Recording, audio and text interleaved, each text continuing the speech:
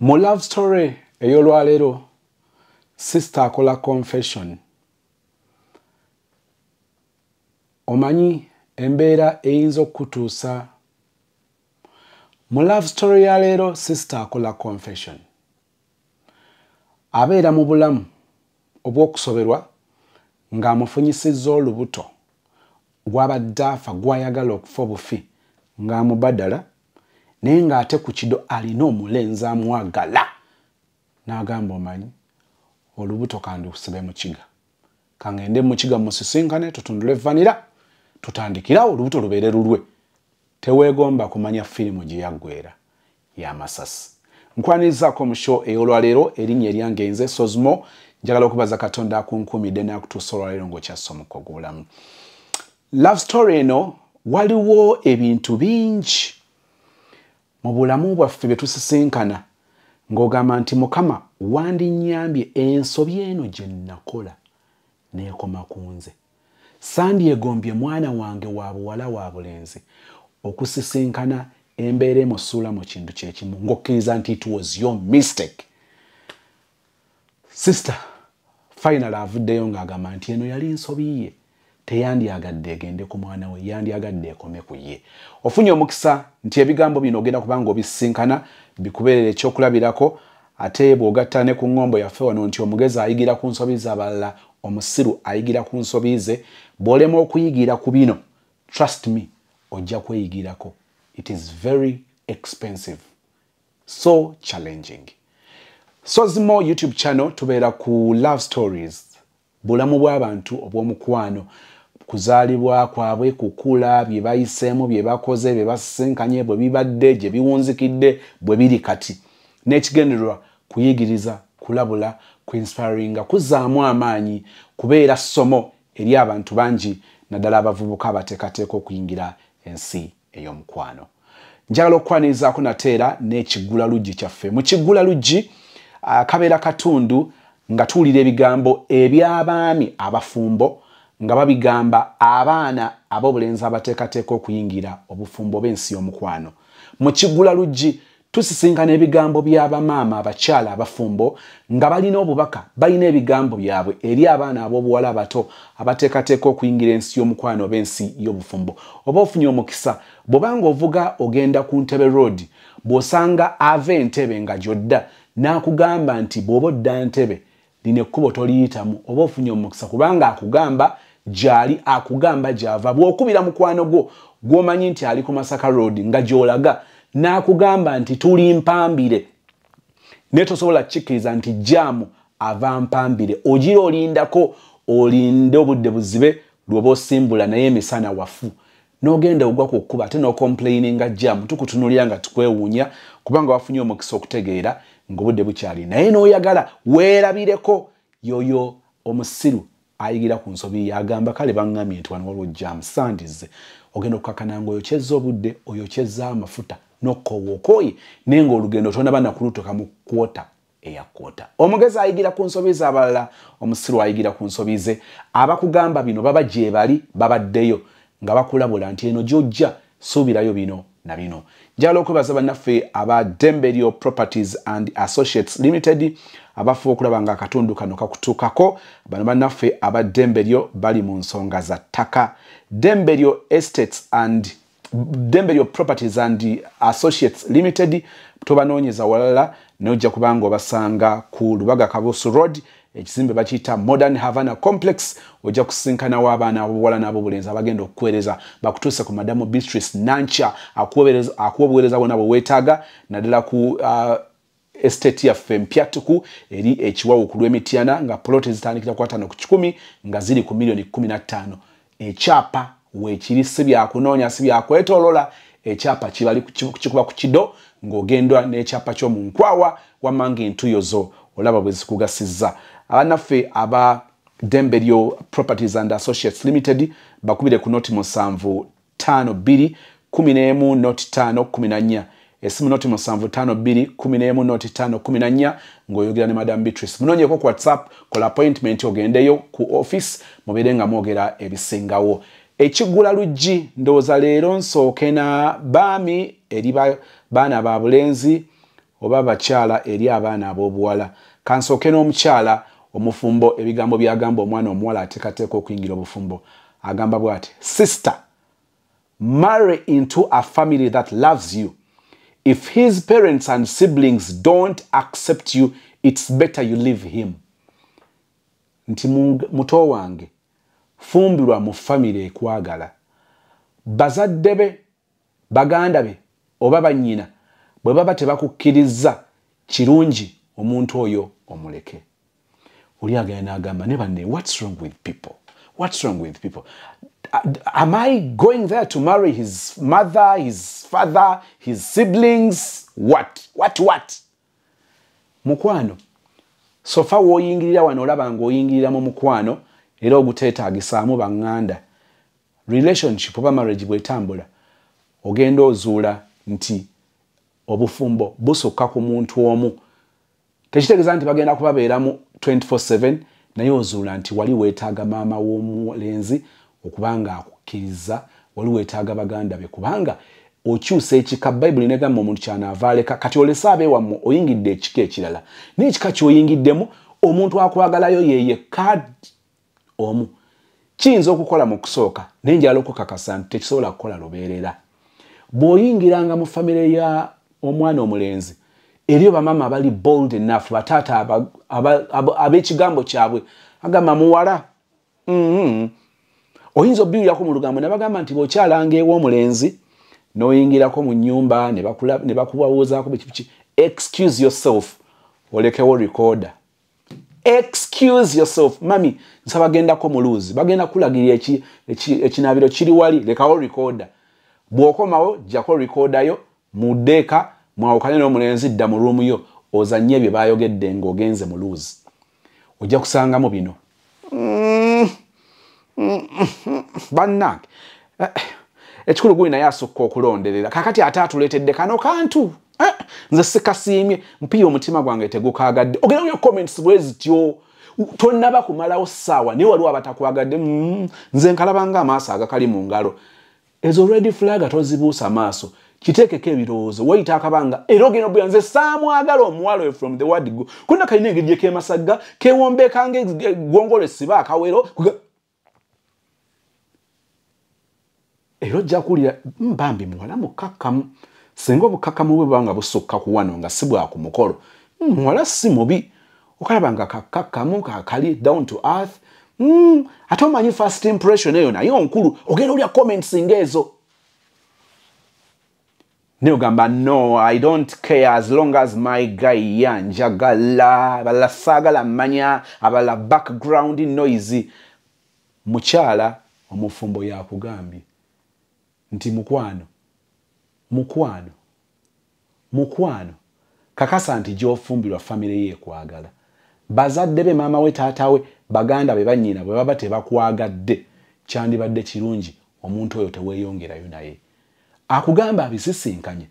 Njagala omuntu ajja aveeyo atuwa ekibozibozi oba story agambe nti family y'omulenzi yaŋŋaana completely tebanjagala n'okutuuka olwaleero neffe tufumbye mu maka gaffe n'omulenzi wange kati myaka 3 ebya family tebitukwatako tetwagala mmanya buli mbuzi ku nkondo yaayo nze omulenzi wange mweyagalira tubuulire olugendo bwe luli bw'obanga ddala gy'oli naffe tukuyigireko kubanga okuyiga tekukoma. But I am telling you it is challenging. Omulala ajja kugamba nti gyendi nesikwagaza lugendo luno kubanga oyinza obutamalaako.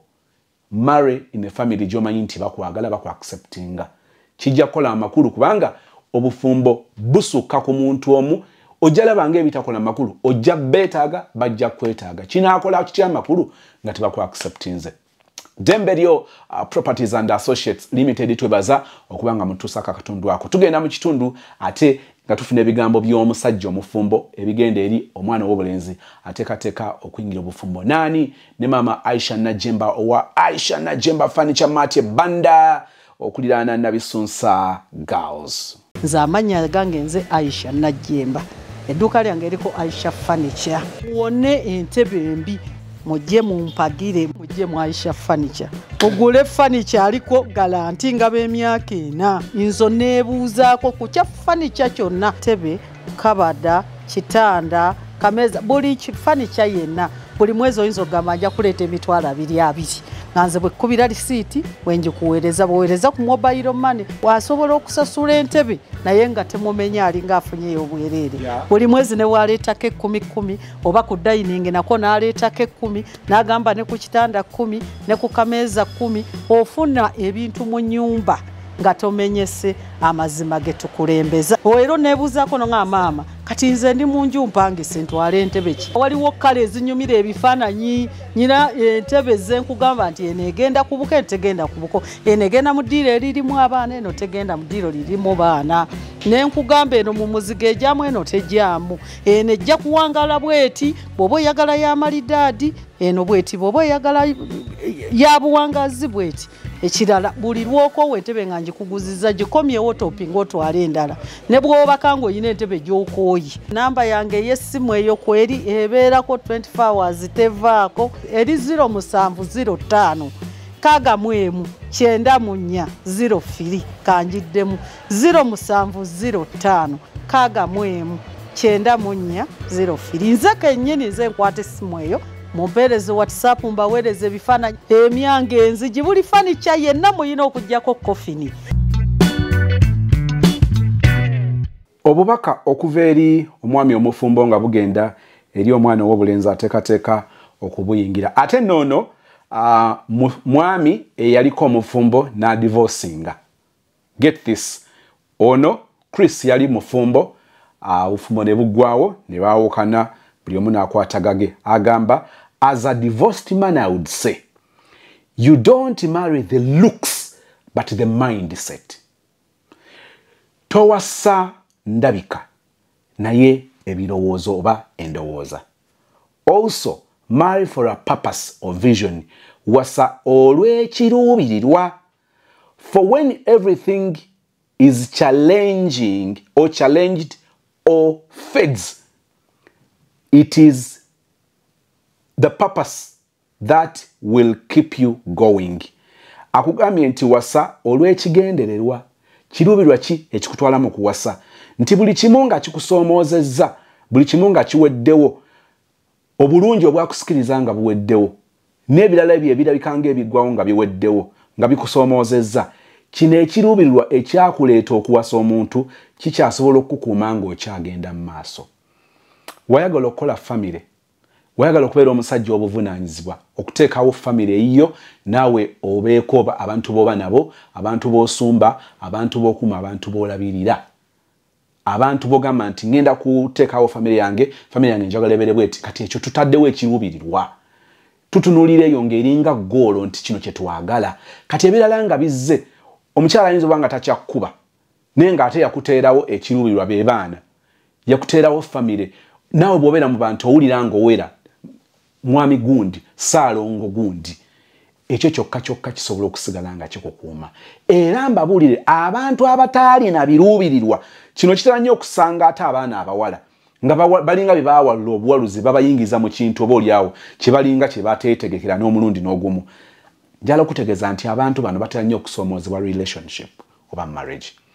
Abantu abaawasa eri abantu abawasa ng'agamba one njagala obufumbo buno okunkolako protection nti Paulo mu Bible agamba nti bino byogera nga Paulo singa Katonda era temukooti nga Katonda naye nze nga Paulo nandigambye nti oba oliawo omuntu teyandiwasizza oba teyandifumbiddwa naye olw'okwakako omubiri. Kati oli n'agamba nti okugenda nga mpuuzuuma eno n'eno nsula eno n'eno n'eno kambeereko ewange. Kambereke wange mbere ne famire enenkumaakuma enendeetera okunnyuka nti nina bensanga eka. Era oli omusanga agamba nno ebirala bintawaanyizza omukyala yava ku mulamwa naye amaka weegali omulaba nti omukyala bwe ngamba yava ku mulamwa nti byali byakusikiriza yali figa amabeere kati amabeere gaagwa naye ng'ogamba well olw'okuba nti nkyenyumiriza mu kubeera omusajja nga nange nina abaana ate kijja kukola nnyo amakulu abaana nga balaba maama ne taata. Olaba olukwano lwammwe olwaka bwe lulinga olukendeera naye ate ekiruubirirwa kino kirina engeri ekyo ndi musajja mu Kristaayo, ndi musajja mulokole, ndi musajja musiraamu. N'abeera nti omusajja ayogera ensonga mu bantu ng'amaka gannemye nga sina mukazi bananteekamu obwesige nti omuntu atalina amaka tunaamukwasa obwa kyeyamaani. Ogenda okukakkananga ebiruubirirwa ebyo birina engeri gye bikukakkanya. Era abamu ku balina ensonga ezaagala okwekuusa ku bwezityo balina engeri gye babadde mu bufumbo nga tebabwejjusa nga babwenyumirizaamu kubanga kiri kye baabunoonyaamu ekikulu weekiri ate se kyakuggwaawo kasita babanga bano bakyali balamu. Ogenda okuwasa omuwala omuwasa lwaki? Omuwasa nga ntebe kubeera awo otuulemu olinnyirire. Omuwasa kubanga bakuyimbiridde nti towasa ate ng'obusobozi bakulaba obulina bakusuubiza n'okusondera. Oba owulira ng'ekiwala oyagala okikkakkanye ng'okiggyemu ekiwanga. Bw'omala okiggyemu ekiwanga, what next? Wasa ng'olina ekintu ekyo kijja kukola enjawulo. Kkiriza oluvannyuma lw'ebyo nkwebaze gwe wenna ayimiridde nange. Nja kubanga nkuwa updates eza sister we India, love story oba story gye twamaliriza, nja kuwa updates era twongera okusaba Mukama atukwatireko bw'asobola otukwatiraku wenna akabokisi nkwaniriza tulabe nga sister tumugye India nenga nzikiriza kyonna kyekiri mami omulungi. Mukama yeebale olw'abantu nga ggwe. So kankutwale mu story abantu mwenna abangulidde ku tiketi eza gwe Katonda. Thank you so much. Thank you so much. Thank you so much. Abateekateeka okungulira tiketi za gwe Katonda concert. Thank you so much. VIP ya mitwalo 5, ordinary ya mitwalo 3. Concert yanga 22 ogw'omukaaga gw'omwaka guno ku Theatre La Bonita. Gwe Katonda concert. Osobola okugula tiketi n'osindika omuntu atuulawo bw'obanga toli Uganda. Osobola okubanga ojja kubeerawo. Waliwo benjogera nabo already nga bakomyewo ekyaddondo. Mu June bagenda babakomyewo nga bagenda kubeerawo mu buntu. Osobola okungulira n'osindika omuntu atuulamu oba osobola ogamba nti sozi nze nguze funa abatuulamu mu kifo kyange naye nga njagadde kuwagira. Nasaba aba diaspora okungulira tiketi eza VIP. Osobola okugulemu, osobola okugula 10, osobola okugula 2, osobola okugula 5 okusinziira ku Mukama bwana bakusobeseza. Thank you so much and I don't take it for granted. Nsaba Mukama akikumpeera omukisa obeere ng'ensawo yo wojja tekalira ng'eringa kali akannamwandu nga kwegamba buli kaseera kaba kajjudde mu linnya erya Yesu. Kankutwale mu love story mu kiga nga yakigwako.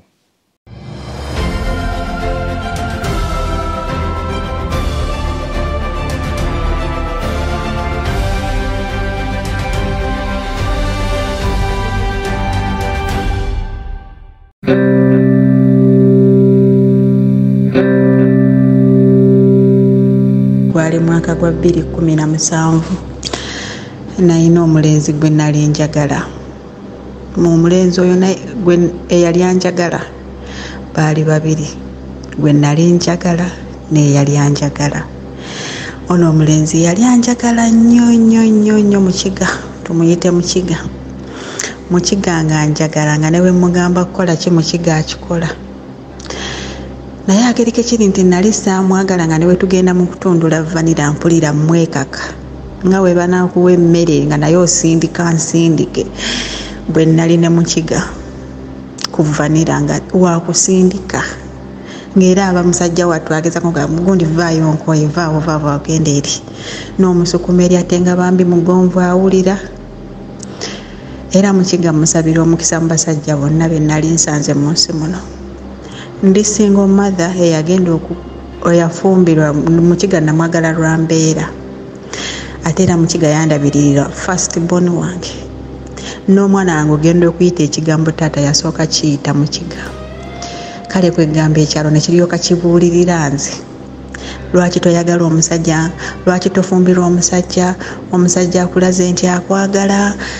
Naye nga omutima teguliyo. Bana era obufumbo obutali mu mukwano tebusobola beerawo. Ne wookikako otya ne weefumbizaayo ne weemukola emikolo. Omuntu oyo batogenda mwagala. Tebinyuma ng'omuntu tomwagala. Nze mu kiga yali muntu mulungi nnyo nga embeera ze ng'osobola okugenda n'omufumbirwa naye ng'omutima gwagaana. Bwakya lumu mba ndi mu takisi nzija ntya okufuna boyfriend owokubiri tumuyite S. Nzija ntya okufuna S. Ndi mu takisi taata wange ng'agenda afa kati mba nva waka tubadde mu wiiki eyo taata mwe yafiira tulinayo meetings ewaka kino nakiri ate nga nze nnyinako gye nkolera nga banjagala ku mulimu. Kati yali lwa Sunday nga nzirayo ku mulimu ntuula mu takisi okuva ewaffe ngende mu Kampala nkwate takisi entwala ku mulimu gye nkolera. Mwe nasanga omulenzi ng'ali biri byonna byenjagala, ye muwanvu, ye muddugavu, bana yawunya obulungi, yalabika obulungi, yayogera obulungi, bana nze nagwa mu mukwano nga tebannankwana. Ate naye teyali mubi, saamulaga nti ankubye, seetega, amazima gali nti seetega, naye neefuula nga atalabye naye nga mutuufu. Nali mpeddeyo kati nga yali waatudde nga waliwo space, kyava agamba munne gwe yali ali naye nti jangu otuule wano wendi nze ntuule next n'oyo omuwala. Wamma nga nzira ku mutto gw'emabega ne bagaayo abo babiri. Nga agenda ngamba amannya gange yenze ate gwe nga nange mugamba nange yenze nga ngamba kaale nga tukyenjinga bunamba nga ngenda nga nninyeezidde ewange nga nkubira watuuse bulungi oli bulungi banenga kakeya kaali nakonze banaye nze natuuse dda mu ggulu emukono mwana mulenzi nga bukya ku makya nga ngamba jangu to meeting after like 1 week ngamba jangu to meeting. Mu kugenda okumiitinga omulenzi namumiitinga wuwe waka. Deeti yaffe yasooka va ku bya sister T Bukandozi bikoze bitya. Nze nagenda mu kazigo ka mulenzi nga waliyo TV ekuba light, kwegamba ng'entebe ez'okutuulamu teziriiyo, olina kutuula ku lufula. Naye kwolwo olunaku tetwatundula vanira. Okumanya nze nali nakubwa dda saamutwala ku musaayi nti batukebere. Next meeting era omulenzi munnaaye deeti ey'okubiri yali waka ate nga tutuula ku lufula. Naye red flags abawala ze tubuusa amaaso era weebale kujja mu amisozi kuba bino byonna tetwali bitegedde. Red flag eyasooka omuvubuka ono, ebintu bye yandaga they were so good to be true. He was so perfect. Nga toyina womukwata nsobi ng'essimu agikuteera awo gwe weeyiiyiza ekyogikolera nga terimu na password. Abantu we batyo nti omuntu asobola omukubira essimu ng'ali mu bathroom n'akugamba babe anyo yakuba, n'amugamba Muzamiru naye nga Muzamiru oyo ataba mmole mmebo. Nze nga nange wamma nga ngamba oyo wakumulimu. By the way, waliwo ne sister eyali anyumya guy owa ku airport, akola mu airport taxi. Nali manya ali ku AC wange naye maama emboozi gye yagwera gye yali egenda mu maaso n'enzisa ekikowe ne ngamba tabadde AC wange. Mukama munansonyiwa. Omwana omulenzi oyo kwolwo olunaku kaliipa ng'aluma eyasooka nga tumala okutundula vanira wamma nga nzira waka, naye ng'oyo gayisi yatakuwa transport, tagaba transport. Nze nalina omuze edda ku mukiga, kumanya mukiga nali saamwagala nga bwempa ngenda omumiitinga nga nkyali waka, bwakuba essimu nga mugamba mukiga nga njagala kulabako, nga mugamba weereza transport yandeeta nanziza n'ebyokuliira mu kkubo, katugeze wengenda okuva okutuuka wali mukiga wa mutwalo, alina okuweereza emitwalo 3 genda waggulu. Ogumu guntwala, ogumu gwakunziza, ogumu gwakugula byakuliira mu kkubo. Ate wemba nga singazinga musaasidde olwo manyi n'omugamba teekako ne airtime. Bambi ng'abiteekako musajja wattu. Omulundi ogwaddako nga ngenda meetinga Mr. Handsome Baby Ace. Naye nga gye saamukubye yonna nga tewaliiyo. Ngawo okumulimu nabagamye mundeke nze ndi mukwano nga balaba n'embeera zakyuse omukazi ali mukwano ova ku bino ebyamukiga bye mbadde nneekako obwekasi okumwagala. naye nga naguddeko oli gwenjagala American Height.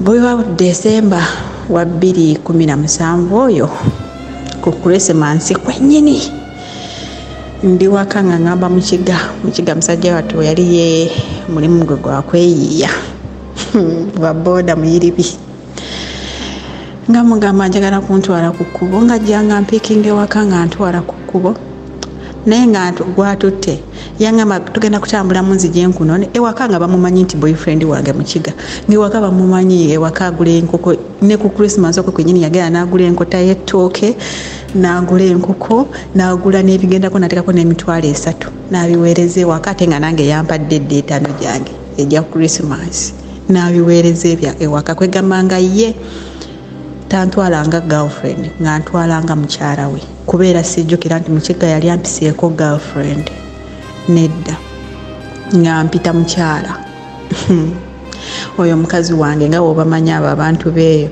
oyo ye omukazi wange oyo omukazi wange bwe batyo bwe boogera bannange lwakyalumu Christmas eyo sirigyerabira nga tugenda nga ntwala ku kkubo nga mala nga nkwata takisi nga nnumba wa Lulenzi ekyetaano kyange kiri kye yampadde kisekandi kyange nga nkirina kye nakolesa nga ngenda wa Mr. Handsome Baby S nga tutundula vanira siwe najja olubuto olw'omwana owokubiri naye ng'oyo omuvubuka Baby S ng'ayina emikwano gy'abaana abawala, that's also a red flag. Gye nabuuza amaaso bane ng'alina emikwano gy'abaana abawala oyo mukwano gwange n'oli mukwano gwange nga ye relationships ze ziri ezibadde enkadde ye abadde Mr. Perfect akulaga talina waakoledde ensobi ye abadde mutuukirivu bali abawala ababadde nabo be babi naye ng'abadde mu relationships ezisukka ne mu 10 naye ng'akulaga bali be babi era nga wabaawo akunyumiza ogamba mukama naye akalala abanaye abasajja abanyumya abakazi bamwe be mubadde nabo nga mutunyumiza tukole tutya kati nga ffe abasomeseddwako Mr. Sozi awo tuba tukole tutya ng'onyumiza mukazi ondeetera kumanya nti nange nze nzirako ku lukalala lw'okunyumyako oba okitegeera kati tumala okukokola olunaku lwennyini nfuna olubuto mu January visa yange ey'okugenda ku Kyeyo efuluma bampita visa yafulumye ne tiketi jangu ogende mugenda ku Kyeyo bamaze okutubriefinga navuga muddeyo ewaka muleete bino na bino ndi mu takisi nziri ewaka mpulira emmeeme nsinduuka siku kwe kugamba bandi banno nga byasoba naye ng'olwo bigenza okusoba nze gw'olabanga mukiga namukanyuga eri simulowooza nako nze ndi mu mukwano mulowoozaako lwe neetaaze ssente lwe neetaaze oba omwana wange lwayagadde kuba first born wange amwagala lwayagadde okumulaba kuba ye yamutwalanga taata we yamubeererawo nga muto kuva ku lubuto paka naye nga lwayagadde omulaba lwe mukubira gwe oli ludda wanga tekuli yadde akawoomesa wabula gwe oli ludda omwana ayagala kulaba ng'olwo omusajja wattu ajja kujja ne waba alina byakola abireka wajja alaba omwana we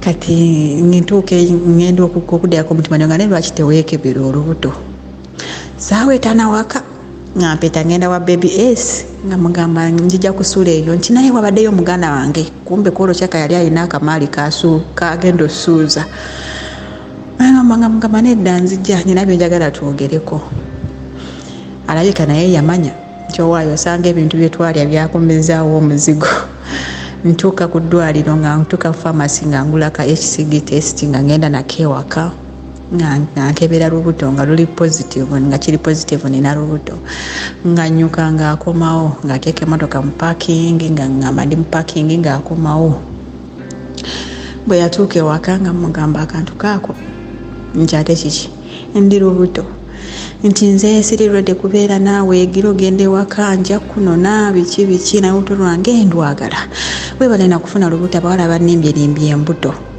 konze bannimbye embuto we bamala we bazijjamu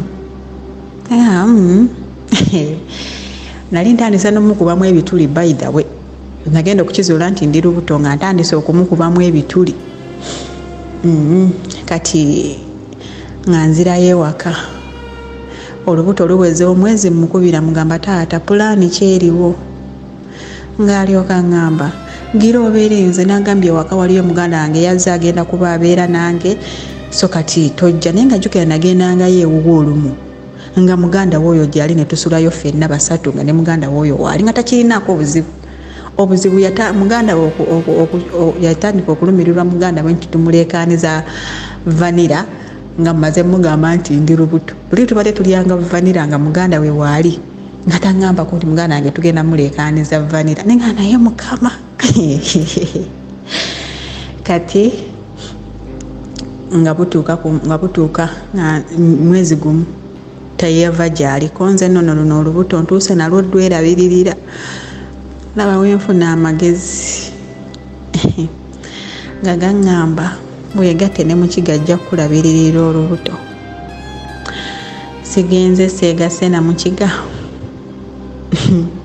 nagenda okwegatta ne mukiga nze kennyini jjukira mukiga yansabanga vanira nga ŋŋaana naye nze namwetwalira era abavubuka babeere beegendereza si buli muwala ze naakwereetera goma olowooza lwaki kapa terya message ereetedde dakati gye ŋŋamba terya mmese nga emmese yeyeereese ne yeesuula awo kale kapa tegirya naye abavubuka mwe obutalowooza nako nti owaayonolera neereetedde kiki kiki kyazze nakyo mami musajja wattu yasanyuka n'alowooza mmwagadde ntandise okumwagala kumbe nzize kumutega waayitawo wiikisi 2 era nze kennyini neneekwata neneezaayo ewa mukiga ne mugamba mukiga tuba tuli awo tunyumya emmeme ng'ensinduka oba naye yali afumba biki nempulira nga njagala kutanaka kyava ngamba gwe kiki kwanza mpulira ebintu bya neiba byafumba bino tebiwunye bulungi gwana tobanga oli lubuto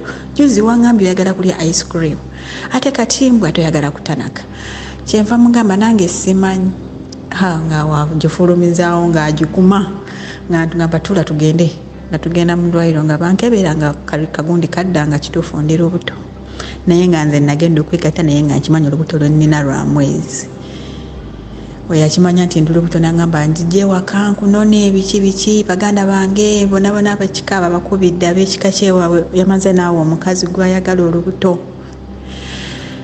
nakaabanga buli kiro omwezi egyasooka egyesatu nga nkaaba ekintu kyendi mu kukola naye nga siina kyakikolera natuuka ng'ekiseera nga nyina ogenda mu atinento nga nkubira baby s ne mugamba nti owaayo w'ekitiibwa mbadde njagala agenda mu atinento appointment yawe nga mugamba na before 3 days or 2 days before my appointment ne mugamba nakubidde dokita nangamba appointment egenda beerawo ku lunaku bweruti so mbadde njagalayo ku kasente ka transport n'ebintu bye bakolesa gloves n'akaveera nalyoka ngamba nze sirinaawo sente you can cancel that appointment okola appointment endala nga ngamba gwe nno weesiriwaze nga nkubira mukiga nti wangi waliyo appointment y'eddwaliro bambi nga ajja kujja waba tagenze takututte ajja kuweereza sente bwe natuuka mu ddwaliro nange nafuna obutabo bwe banywerako eddagala 2 nafuna akaliko erinnya lya mukiga n'akaliko erinnya lya baby s tutuuka nga buli appointment kale nga mwana mulenzi taata w'omwana nannyini lubuto angamba ye talina ssente appointment ngi counseling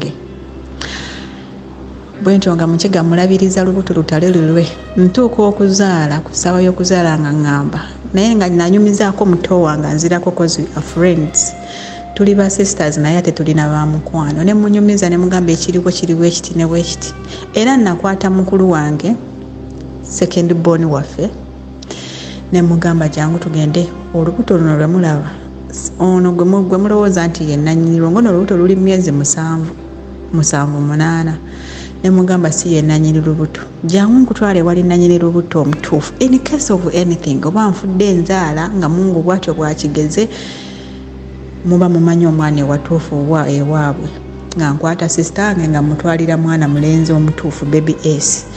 Teyali mubi yatwaniriza n'agamba nze mukazi wange mwagala era nja kumunona lwakuba wakyaliwo muganda wange wano siina ngeri ki gye ngenda bikwasaganyamu naye mu nsonyiwe ngenda kuba mulabiririra eyo era n'akwata emitwalo 7 egy'okukola shopping 7 n'azituwa tugenda tugule shopping obugoye bw'omwana nga nkubira mu kiga twagala shopping wa mwana musajja watunga akwata mitwalo 2 nga ngamba genda ogulira omwana ebintu saabi mugamba nabbi mugamba by the way mukiga we yalabo yambuze obuto kati luli myezi eme kati oluwezezza emyezi 8 emituufu ku mukiga abala 7 nga ngamba kwata gye emitwalo 2 ogenda otandika okukola shopping egenda ne sister ogundi mukole shopping nti kale nga ngattako giriwo 7 gyange gye baatuwe ne bwataata lubuto nga ngattako 2 nga tukola shopping ntuuka okuzaala ngenda doctor yanzalisa first born wange yazalisa n'owokubiri eyanzalisa n'ono omwana nga mugamba olubuto olunnuma nga ngamba oke gumiikirizaako gye ntuuka kusabayo okgenda nga basisters bange bonna bali bize olwo nga nkubira baby S kazaala mwana ng'olwo mukiga eyo time nagamba siina gimuteekamu ebirala byonna bikoze naye wano tagenda kusigenda mmuteekawo nga nkubira taata w'omwana nga mugamba ssebo oyo gy'oli gy'okolera gye badde nywera eddagala era nzija nkusange ku geeti y'eddwaliro nti kaale ogenda kunsanga nga mpakinze mu kifo kiti nga bwe kiti nti kaale nga tugenda ffenna ku ssaawa y'okuzaala wamma nga nzaala mwana wange nga kiggwa bwe namala okuzaala namugobawo nze mwennyini olubuto lwatugisa ne lunnuma nnyo ne mukambwa ne mugatambula onviiri nga ntamye ku ssaawa eyo saagala namutunulako buli lwe nzijukira byenkoze ku lubuto ku lw'okubanga ye ate nga n'olubuto lunnuma teruzaalika ne mugoba nensigalayo ne katooka kaali kagenze ku biiki ne nkagamba jangu onsange wana oyanzirako yali ali ne bakwano be ne bajja ku ddwaliro ono n'agenda mala okuzaala ku makya mukubira essimu nti mukwano nno twagala kuva mu ddwaliro nti nazadde bulungi batusiibudde kati oba osobola okujja oba oweereza ssente tuve mu ddwaliro yaŋŋamba talinaawe ssente kwobwa obudde ajja kuweereza edda abadde alina bize bane nawulira nga nfa era nga nkwata essimu yange wamma nga nkubira mukiga nga mukiga aweereza ssente nga naye lwaki wagenze mu ddwaliro nga toŋŋambye ko nze nali njagala nkubeko surprise nti ozadde mwana ki nti mulenzi pane mukiga nga asanyuka nga mpulira amaziga nga nkaaba nga banda bwe baba balowooza nkaabira ki mbuga bajja bamuza muwala ekyoka kikuluma nnywa ku bidagala simanya nnyo ku bikyayi ebirimu amajjani oba ekyoka kikuluma naye ng'ekyoka ekinnuma kiri ku mutima nga mpulira ekiwuka kintakula ku mutima nga mpulira nkaaba. I regret because the guy was so happy. Nga mpulira nkaaba ku mutima. Nga mpulira nkaaba. Tugenda awo maze okuzaala ndi waka. Mukiga nga yagula amata ne sukaali. Nze wemba nzadde siba na mabeere gayonsa baana. Era bayonka naye tebayonka biriyo kuba ate ono ye omwana yakola n'effujjo ye mwennyini nandaga nti si tagenda kumala budde bwe ku bbeere eritali mu mata n'aligaanirawo yaliyonkayo wiiki nga temuli mata n'agamba nfaaki n'abivaako n'asigala ku nnywanto naye nga mukiga yagula amata ng'okubira taata w'omwana n'akugamba ninde edda sirina ssente ndi bize bankutte nyinako ettaka lyennabadde ngula ate kati emmotoka efunye kino ngitutte ku saaviisi ate daddy yagambye kino. Daddy's boy by the way. Baby S temulaba nti waliyo mommy's boy naye baby S yali daddy's boy. Node ne taata n'angamba kino ate kati taata kino bannange ne mpulira nga kitaawe yantamye era kitaawe yantama. Yantama bannange nga omwana akula myezi awo nga 11 12 lockdown awo seasons esooka tugenze mu lockdown eyo yali ey'okubiri nga naye ebintu bitaddemu batambula ab'emmotoka zino ez'obuyonjo batambula naye nga mpulira n'embeera gye ndimu ewaka entamye nga ngamba kangende omulenzi ono neefumbize nga nkubira mu kigo okumanya namanyira mu kigera Mukama nsonyiwe era nga ddamu nga nvuga nga mugamba ngende eyo sayidize eyo ngenda ntebe eyo kunoonya nnyumba ze gyogenda okumpangisiriza nk'oyo bbeere ewaka yampita mbeere ewuwe neŋŋaana wabeera ne mwanze ngenda ntebe waliyo antu wange kangende nnoonye eyo ennyumba gy'oba ompangisiriza kumpe ngenze mu bufumbo bwa taata wa mwana mutuufu mbanna akatuuka eyo nga mukiga nga mutata wa baana ngamba nasanga essimu ye efunyemu obuzibu ng'akwata yange yangamba kantwaleko ku ssimu yo weyagenda nga mukiga akuba mbuuze oba ennyumba agifunye nga mugamba ani ono baby S ng'abuuza mukiga nti ani ono tinze mukiga gwani esi mukazi wange omubuuza ennyumba omugamba otegeeza ki nga n'oli amubuuza nange mukazi wange essimu yo ogyagaza ki kale kegamba ka introduction kaabwe weekatyo wekaali kyoyo mukazi wange nti nange mukazi wange nze taata w'omwana gwalina nti ate nange wange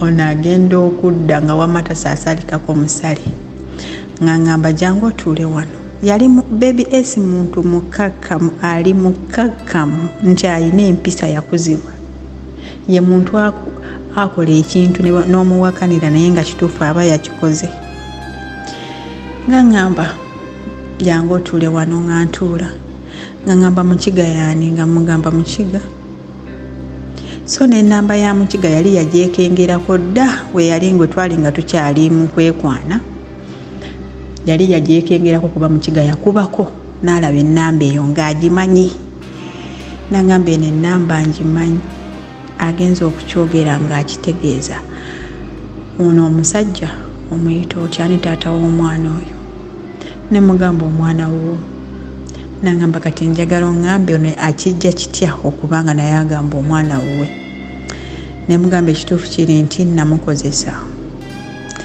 bwe nnakukubiranga essimu zange nga tozikwata nga wemba nyina kyenkusabye nga tokikola oyo ye yabikolanga yambeereddewo ku lubuto namulimba ng'olubuto lwo lwa mwezi gumu ne neegatta naye kuba nakimanya nti anjagala ajja kukola byonna bye nnaaba mugambye so ajja kulabirira omwana wo nangamba oke kati wuuyo mwesooting nze mugambye nkyajje tugende tubyogeremu nga bayitawo bapoliisi bakwano baabwe nga buli omu ajja n'ebantu be nga nange mpita sisita wange gwe nali nalaga ono baby S nti ye taata lubuto omutuufu ne muto wange anzirako nga tumiitinga somewhere mu kagadeni nga tutandika kwogera ku nsonga nti omwana waani kuba n'abatuufu ngamba omwana wa baby S n'ensonga nengamba mukigera nafukamya nga mukiga nsonyiwa mukiga nakukozesa kuba nali nkimanyi ogenda kukola byonna bye nnaaba nkugambye era ogenda kubeera kye nnaaba njagala naye olubuto luno naawe kennyini w'oba otuddemu n'obala nali nzadde ku mwana which means nesobola kuddamu kuzaalira mwana ku myezi 8 gwe woba obala emyezi emituufu gye wampa olubuto gw'olaba bibalansinga n'ebbanga lye nazaaliramu omwana ne mugamba kituufu nakukozesa naye nsaba kunsonyiwa era kyekintu kye nnejjusa mu bulamu bwange nti natwala omukwano gwo n'entwala obwesigwa bwo n'entwala kiki ky'oli n'enkizannyirako mukiga yagaana obbikiriza yagamba omwana tumutwala ku DNA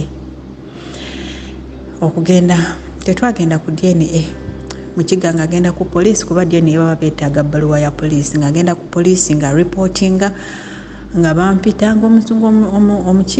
ng'omusirikale omukyala munnyonnyola amazima nga mugamba tekyetaagisa DNA eg'emazima ge mbagamba sente ze tazoonoona zannyononeddeko zimala tagattako ndala ezo zimala bwe bityo nga tujja tubeeramu eyo embeera omwana mweru alinga nze ate oli muddugavu ffe waffe tuli beeru ati omwana yatwala waffe agamba gwe tulaba oli omwana w'omukulu nga muddugavu nga taata we eno n'abadde alina kuba muddugavu omwana wange mukiga yakaaba nga omwana agamba wuwe negye buli buno mukiga amanyi omwana wuwe era yakikiriza mutima gwe nti omwana wuwe ono Ace ne Gyebuli luno era ye yasigala wakubira simu n'agamba emmotoka yafudde sikola ndi bwenti yogerako n'ono ono mukwano gwange naye ng'akuwa bakazi. Eyo story nayo ndala, that is a story for another day. Kuba bakwano baba boyfriend waba baba fe abaobuwala, eyo nayo story endala. Naye nga kintu kyendigreeti nga mulamu kwe kuleetera omwana wange okuba nti agenda kusanga ebyafaayo ebyo mu bulamu bwe. Decision y'okunoonya omulimu yaliwo, n'alibadde nnoonya omulimu n'engukola ku lubuto, naye ebiseera bitwalimu nga tewali asobola kukuwa mulimu. Nagezaako nfune omulimu mwogwo omwezi gumu, omulimu gwambula, kwe kusalawo nkolese eyo option gye nalaba ng'ey'amangu, naye ate yali mbi okuba nti omwana wange agenda kusisinkana obugambo obunene bwe gutyo obwenzi bwa nnyoko. Nnyoko obwenzi obumujjudde kyava yakwenda n'akugabira bataata babiri. Y'omanyi okyoba kuliko n'owookusatu n'owookuna n'owookutaano nga tetumanyi. Byebyo bye bagenda okugamba omwana wange. Byebyo bye bagenda omulangira gye siri ne gye siribeera. Kinnuma ku mutima era mulinze akule mwetuulize mwegambire nti omanyi bebi gye mbeeyitira bassebo. Nja mutuuza mugamba omanyi ssebo kino ne kino bwe kyali. Ebibuuzo abaana bye bagenda okutubuuza ffe bamaama baabwe ebigenda okutukutula emitima. Kati nga ffe abazadde omwana asooka mu maama taata mulala, owookubiri taata mulala, bajja tubuuza wali onoonya ki? Nze mutabani wange omukulu yambuuzaako lwaki ye mweru, ye muddugavu, omuto mweru nange ndi mweru. Kyannuma bato saawa zino ekyo kyasobola okubuuza naye kimpaza olinga obwongo. Kati we baliwulira ganangaboozi agalimu abasajja okulwanira omwana omu bagenda kugamba batya. Kati nno bandirwanyeko naye ng'omu ye taata w'ono omwana gye nasooka ozaala nga n'omulala ye musajja mulala kaleko naye nga bombi basajja balala banjawulo. Kati ono omukulu ye ndi munnyonnyola ki? Bannange abaana ab'obuwala eriyo ebintu bye twesuulamu nga ssaawa zino tubiraba byakaakati, naye nga gye bujja bigenda otuhantinga. Abaana bagenda tubuuza ebibuuzo bye tutalinaako ansa. Bagenda tubuuza maama wali ozunza ki, maama wali ofa ki, nga tetulina ansa zakubawa. Tutandike kwekaza omanyi taata wo abasajja babi.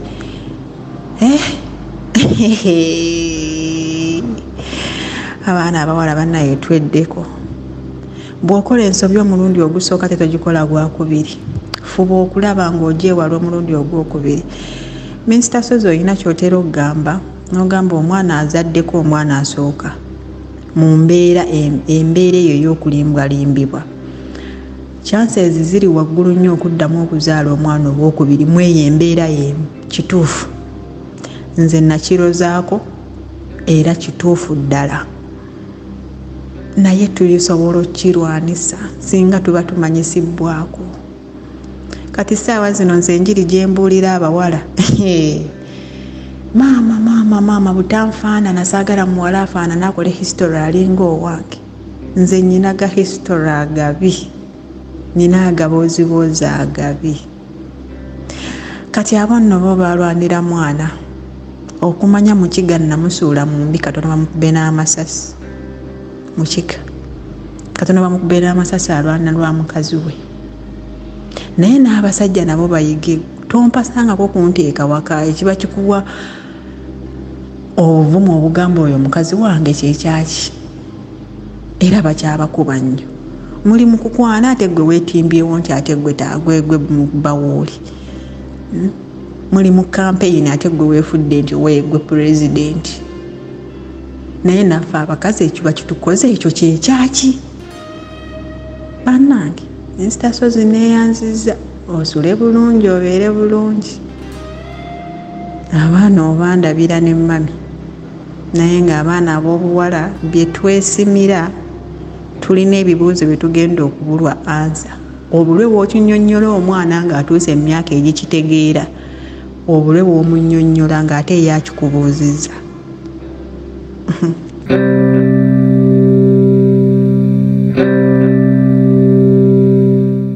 Sister Awonzisa agamba nti naye ng'abaana ab'obuwala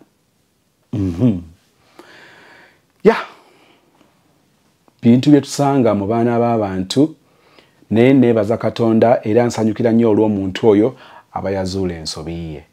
Twogera bino nga waliwo olwaleero akajjadde mu ddya, oli mu ddya ofumba bulungi, naye ng'okimanyi nti omusajja kwaba abaana abataano, oyo omwana gwasinga okwagala ate ennyo, gwasinga okufaako ennyo, ate y'atali wuwe. Otudde n'ekyama. Ntera okwogera nti waliwo ebyama bye tusobola okukweka, ne waliwo ebyama ebyo nga tubikweka kiseera, si bulamu bwonna. Ekyo nsaba okiyige. Saagala nnyongereko ku bino, ngambye waliwo ebintu bye tusirikira ne tubituulira, ng'oba oyagala oba toyagala lukato, oba oyagala lujja kukuyitamu bakulabe ng'obulidinga bakebere nti ki, nti olukato lumuyiseemu. Ajjamu ekyokuyiga kijjeemu. Katusinkane enkya Mukama akunkumire. Ekisa kya Mukama waffe Yesu n'okwagala kwaye Katonda n'okusa ekimu kw'omutukuvu be naffe ffenna n'abooluganda bonna emirembe gitaggwaawo. Amen.